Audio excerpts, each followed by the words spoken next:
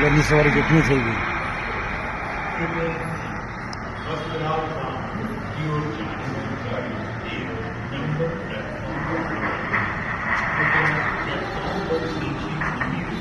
पुरै गयो भने भारतको गुजरात स्थित अहमदाबाद विमानस्थल नजिकै एउटा विमान दुर्घटनामा परेको छ। इन्डिया टुडेका अनुसार बिहीबार दिउँसो अहमदाबादको मेघानी शहरमा अवस्थित विमानस्थल नजिकै एउटा विमान दुर्घटनाग्रस्त भएको हो।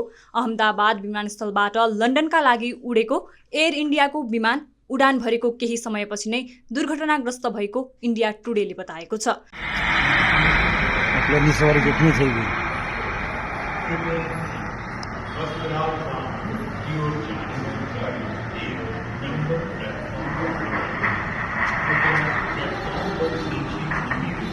पुरै गयो भने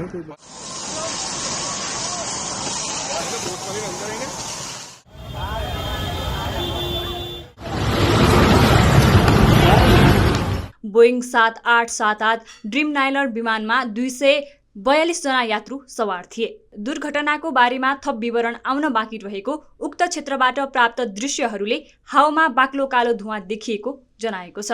दुर्घटनापछि 7 वटा दमकल सहित आपतकालीन सेवाहरू घटनास्थलमा पुगेका छन्।